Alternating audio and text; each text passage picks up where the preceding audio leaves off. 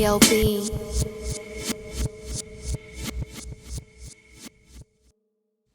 What up, world? It's your boy Chuck Wick Ill, aka Charles Brown, back again with another review. But first, how you doing? You good?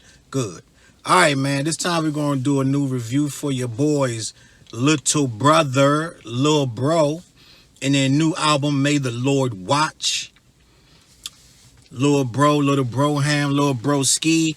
If you're I'm not even gonna say if you're a real hip hop head. If you're a hip hop head, you already know that Lil Brother came out with a new album about 2 days ago. Day, 3 days, 1 day, yesterday. The heads are talking about it. It's not like highly like crazy taking over the net, like, you know what I'm saying, like some releases do when everything's shut down. That's all they're talking about, is all tweeting about. But those that know, those that want to know, those that want to be involved are listening to it. Those that are impressed, not impressed, have something to say, missing Ninth Wonder from the album, all that, they are tweeting about it. So there is discussion online about this album. It is not the center of the universe for a lot of people, but those that know. And I think as it snowballs and progresses, people will start to ingest this album more. A lot of people who were into the first album, the second album, and stuff like that, all the people who remember the all hip-hop discussions, the chat rooms, the forums about Ninth Wonder's production and Phonte and Big Pooh and all this and that and the third, they are going to listen to this album and they are going to have something to say. And I have something to say. But first, I want to do some background on my connection with Little Brother. Like I always say when I do these reviews, when I bring up Little Brother, I remember I heard of them through legit allhiphop.com. People was already on them, but I didn't hear of them until they started to get covered on allhiphop.com. Does that make me behind or whatever? I found out about a lot of people on allhiphop.com, just like a lot of other people.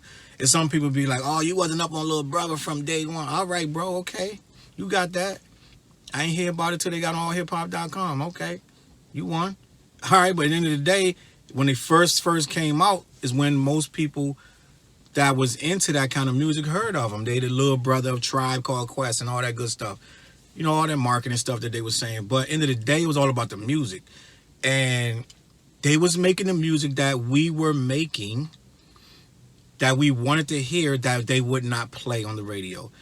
They literally were the embodiment of everyone who grew up on Tribe. You grew up on De La. You grew up on Queen Latifah. You grew up on Brand Nubians. You grew up on Black Sheep. All that stuff. You know what I'm saying? Just all that good stuff like that. You already know what the sound was like. You know what I'm saying? They did it their own way. And if you can take that vibe, that sound, that Jay Dilla, that Diddy Bop, that little making bass drops into musical melodies and then putting a sample over it and chopping that, and you know what I'm saying, all that good stuff like that, you already knew what they was doing. It wasn't a big thing to you. Somebody who grew up on some No Limit or, you know, some Cash Money Records or some even NWA to a degree. You know what I'm saying? I mean, Dre sampled, but Dre did his own thing. He did more of a gangster, a funkadelic. It was a lot of that. You know what I'm saying? More Parliament type of stuff, Funky Worm, all that. Heads on the East Coast like myself was doing a lot more jazz digging, a lot more soul. I mean, yeah, Dre sampled James Brown and stuff like that, but we were more so into the purity of it. It was more so find the loop first, and then don't kill it with the beat. Put the beat, the kick and snare to ride that loop. A lot of things that Dre changed was bringing the kick and snare, making that more strong than the loop was. You know what I'm saying? My era, we was digging through crates trying to find loops and let that loop hold it down. You know what I'm saying? Like, you go back and listen to that Pace One song. That's just a loop. Pace One from the Outsiders. That's a loop, and it just goes. You know what I'm saying? It's a lot of Fuji's. A lot of Fuji stuff is loops, but they adapted to taking that kick and snare. I can't remember the guy's name. They had a couple producers. The same dude that did Nas. I'm drawing a blank, but he did a lot of kicking, snaring over the top of loops that it made the loop stronger. But my era, it wasn't about the heavy kicks and snares. Yes, you had Black Moon and stuff like that who were doing a lot of heavy kicks and snares and things like that. And Tribe did a lot of kicks and snares, a lot of heavy, can I kick it and all that stuff. But at the end of the day, you peel back the layer, a lot of Tribe stuff was heavily dependent on the sample, heavily dependent on the loop, heavily dependent on the bass line of it, a lot of it. This stuff wasn't driven by the beat itself. The beat was only there to strengthen up the actual loop that they was rapping to. It is a fact. So De La, all of that, the beat was only put in to strengthen that. You never wanted to kill that beat. And this is where Little Brother whole vibe comes from, the same type of situation where you're not trying to kill those samples. Those samples in and of itself carries a song. The beat is just to accentuate it. So I say all that to say this. They were doing what we were already looking for. You know what I'm saying? We were listening to the Alcoholics, Hieroglyphics, all that. Everybody's listening to Tribe back then, and all that vein, that era, Redman, all that stuff. That same era is what Lil Brother was born from. So I heard of Lil Brother from allhiphop.com. I didn't immediately get into him because there's a lot of stuff coming out. But dudes finally got me to listen to that minstrel show. And I was hooked. I was like, yo, these dudes is nice, because the simple fact, a lot of people be like, oh, they nice. I don't think people understand why people are nice. You know what I'm saying? These dudes had extremely clever, extremely, for lack of a better word, black, the experience. They meshed stuff that a lot of guys weren't doing as far as, first of all, they were from North Carolina, and then they were meshing ghetto attributes, ghetto life, pain music, like I like to call it. Now, I ain't make that up, but it is what it is. Pain music, putting that over straight backpack beats. The two didn't coexist back then. They didn't coexist. And for you to actually put those two together and make it viable, it was different. Because even Tribe in all their glory, Tribe was not looked at as very ghetto pain music. It was abstract. It had semblance of hood stuff, but Tribe was very relatable to all facets of life. You didn't have to be black to vibe with Tribe. You did not have to be black to vibe with Tribe. You just didn't. It was very digestible from all cultures. They talked about sports. They talked about girls. They talked about just being out partying and just making beats and just being happy. A lot of stuff that everybody can relate to. Now, Little Brother is the child of that. So they claim they're the little brother of Tribe, right? But guess what your little brother do? Your little brother grows up in a different time than you. You know what I'm saying? Your little brother ain't getting the same experiences you got. You grew up where you had to go get the phone off the wall and long ass cord on it, and you walking around with a long ass cord on the phone. Your little brother got a cell phone. He playing games on the cell phone. He's sitting in Texas. It ain't the same. So your little brother, what's he gonna do? He's gonna have a different outlook on things. And that's what Little Brother did. That stuff was a little more, it was a little more black. It was a little more, it exposed a lot of stuff more. It was very, for lack of a better word, not condescending. I'm not gonna say that. It put up a mirror to a lot of stuff with the UBN network and all that, the minstrel show, showing how goofy rap was. Tribe wasn't doing that. Let's be honest. Tribe was just doing Tribe. And yeah, they would call MCs whack by, like, oh, you can't battle me, whatever, all that stuff. But they was not cooning, like they wasn't clowning the coonery of not even just rap. Little Brother was clowning the coonery of just being black. What black actually meant in America. When we had a station out called the WB, had the WB with the frog. The most racist shit ever, and that's what we had. And we was watching all that. You know what I'm saying?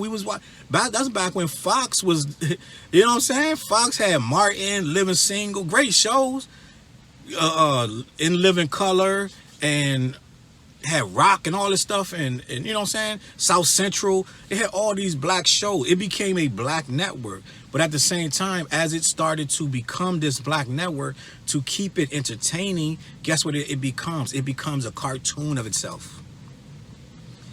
Facts. It becomes okay, season 1, Martin, great. Season 2, as it gets to 4 and 5, you're running out of material. Guess what? Martin just puts on a wig and starts doing something goofy. You know what I'm saying? And he got on karate belt and all this stuff. You know, so it's like it turns into buffoonery after a while. And then you get people trying to imitate that. Then now you got the Jamie Foxx show and all this stuff. You know what I'm saying? Or the Steve Harvey show. So it's like it becomes a cartoon of itself. And blackness is in and of itself. You go from a dude out in the hood just trying to survive to a dude all of a sudden, he's a cartoon. He got the Philly blunt hanging out his mouth. He got the hat on backwards, big pants on, the wife beater on with a chain on, like, you know what I'm saying? Out here just, what's up, son? It is a comedy of a person at that point. And that's what these guys were exposing. And that's why the people who did listen to it, because I don't think the minstrel show, I don't think it went platinum or nothing crazy like that of any nature.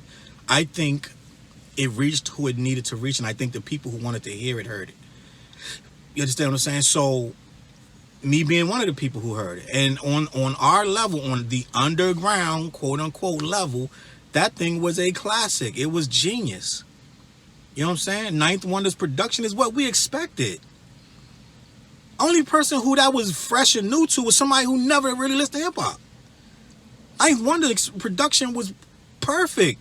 This was what we wanted to hear. That was already what we were doing in these little basements and these huddled places where we were already doing kicks and snares flat like that. All that stuff we was already doing. It's just he broke through with it and did it in a way that captured the imagination of people who wasn't even checking for it. But we already understood what they was doing.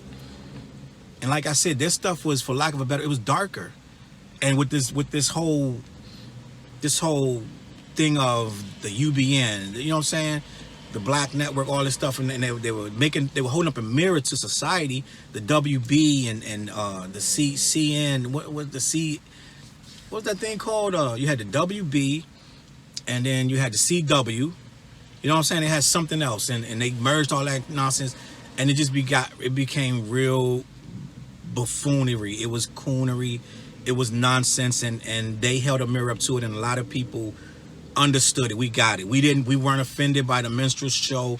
If you were offended by that, you were a fool. Because if you know what the minstrel show is, you know that has nothing to do with being black. It's quite the opposite. So they were making fun of this thing that we were trying to pretend was real. This thing that we were trying to pretend was how hip hop was, and hip hop in and of itself became a parody of itself. You know what I'm saying? It became overly thug, overly dramatic, overly gangster, stuff that don't make no sense. You know what I'm saying? Your whole goal as a human is to elevate above just gangster, ghetto stuff. And if you become rich and famous and then you delve deeper into that, you are a moron. You understand what I'm saying? You don't get rich and famous to now you become a blood. You become a Crip now because you got money. It don't work like that. You do all that stuff so you can get out of that. Facts. So this is what these dudes were doing. They were showing the buffoonery, the coonery, the nonsense of it, and we appreciated it. We loved it for what it was. We understood that this was parody, but witty lyrics. This was overly thoughtful. These are like two college kids that happened to come from the hood. These dudes were very articulate, but they could say some niggerish shit at the same time. And it meshed two worlds easily. Production was on point. A lot of people gravitated to it because it was very diddy bop. It was very underground. It's what we wanted. So I say all that to say this. What happens to all these great groups?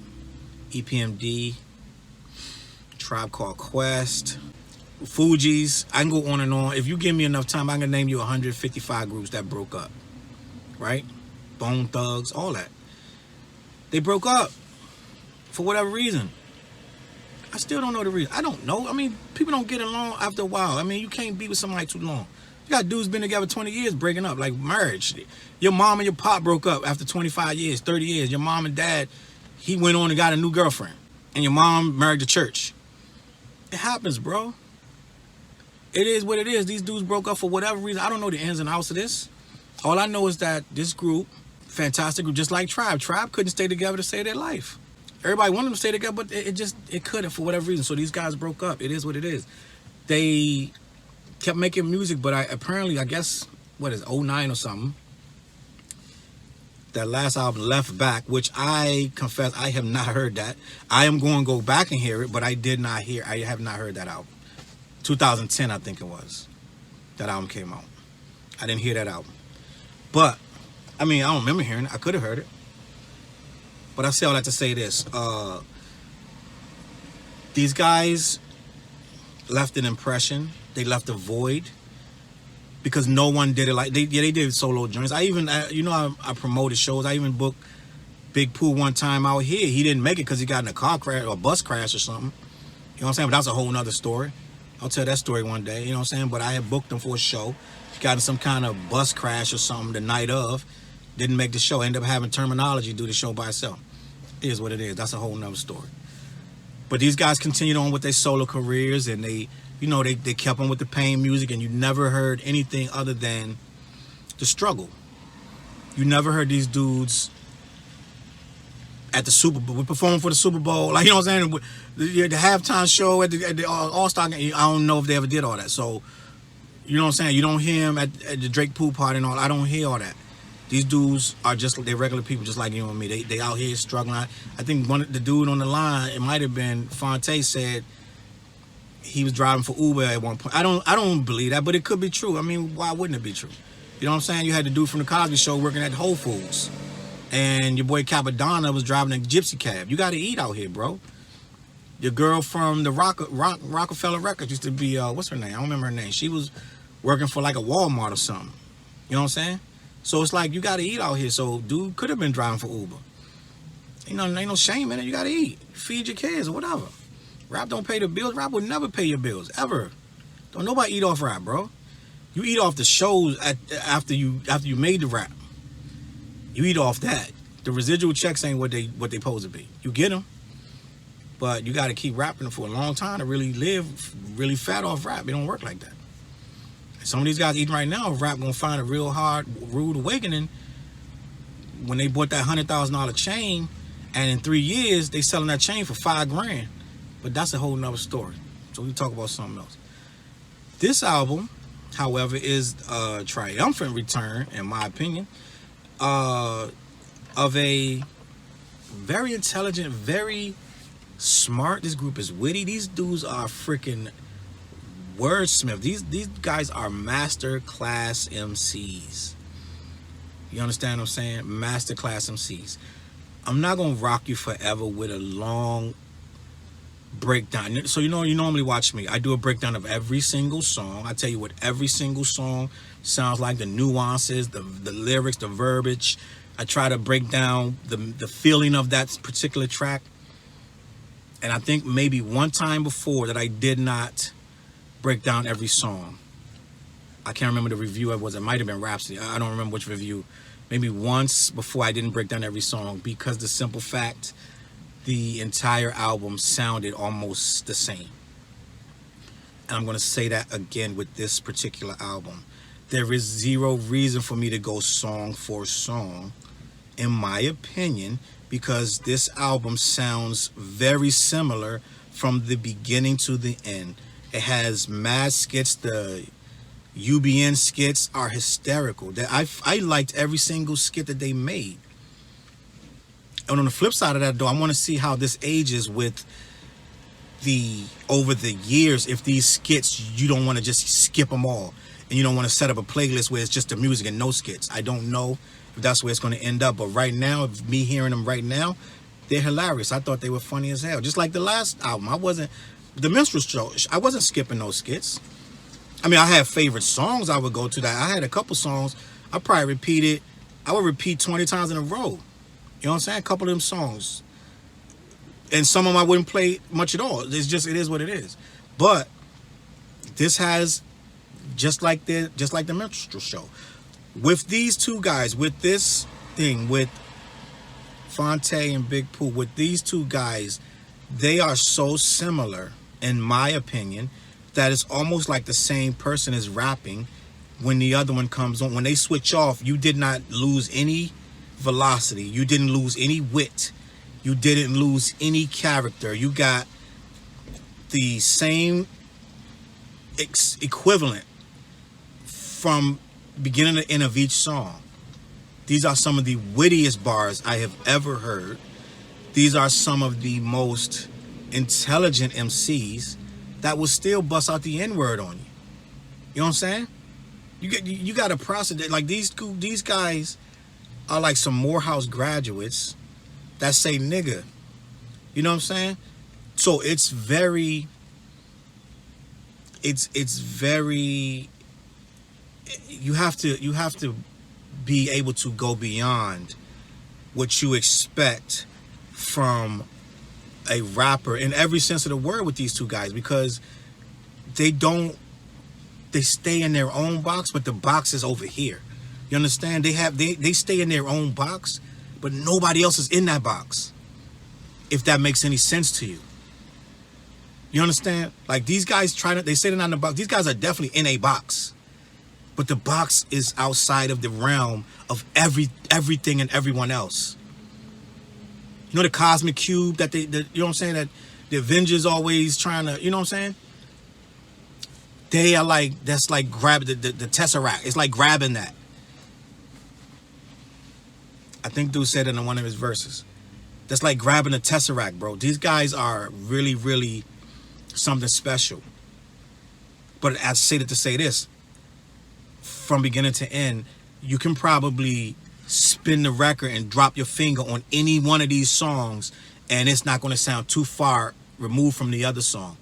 And that's why I'm not going song to song, like trying to break down each song, because almost all of the lyrical content and almost all of the BPMs, everything, the tempo, almost everything is the same. And that's not in a bad way. It's just what they do. They keep things in a certain element. You know what I'm saying? They keep it right there. Like on the Tribe Records. This album will remain around 80 BPMs. Like, you know what I'm saying? Like Tribe Called Quest albums tells you, like, they're the same thing.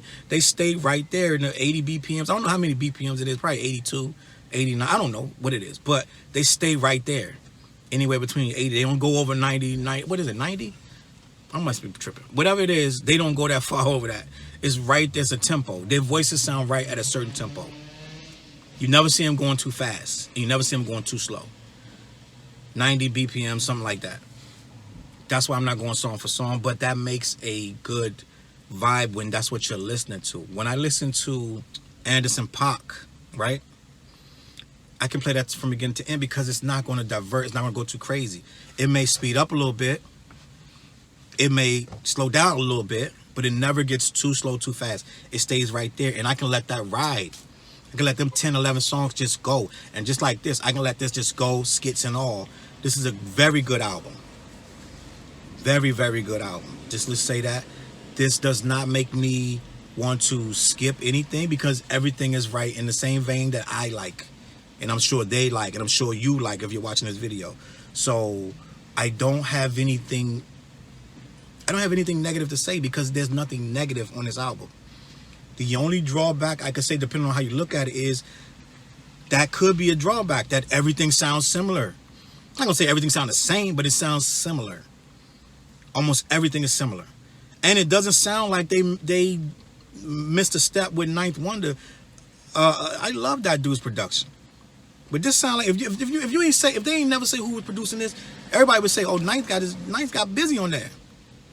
Facts. If you didn't say that this wasn't Ninth Wonder, people would have thought this was Ninth Wonder. You understand what I'm saying? So they went out and got, what's this, Chrysalis and all these different people, Black Milk and all these different people doing production. And you can look up the credits of who did what. I usually name all the producers, but since I'm not naming every song, I'm not naming every producer either. And they usually, you can go through and see who produced what for yourself. But it sounds very Little Brotherish. It sounds very Ninth Wonderish, and he blessed him on Twitter. He's like, shout out my brothers. I don't know the dynamic. These guys must be good. They must be good with each other, because he tweeted it out, go get it, blah, blah, blah. I'm sure people was waiting for him to hate or say some slick shit. Nah, this dude's kept it funky. He's like, yo, these my bros, bro. Sometimes the shit, we just moved on. You know what I'm saying? He got tired of motherfuckers talking shit about his beats, and he's like, fuck it, just do your own thing. You know what I'm saying? I'm gonna make my beats over here. I'm gonna do this shit with Rhapsody and all these other people. We're doing Jamala over here. You know what I'm saying? It is what it is. But y'all niggas can eat, I'm a support. It is what it is. So that's where he at with it. And I respect that. So what I want to say about this album is teetering for me, for my grade. And you know my grades, when I go A or B plus, B with 5 pluses, that is an A. That's an A, and an A is an A. And then you go, you got to look at the pluses how I really feel about an album. If I say A with 3 pluses, that's a really thing. You know what I'm saying? So we're going to start with this. This is a B with 5 pluses right there with an A. So right there, A. You know what I'm saying? Right there around that. And I'm going to put that in the comments, whatever I feel that ends up being. But the only reason I wouldn't give this, like, I'm not going to say the only reason, but the only reason I wouldn't say this is like, oh, this is a classic with it. This is serious grown-up music. This is very witty. Like I said, this is very complex wordplay. Literally the only thing I could take away from this album is that, in the same vein that it doesn't try to do too many different things, that's the only drawback. It sounds the same from beginning to end. And you could look at that as a plus or a minus.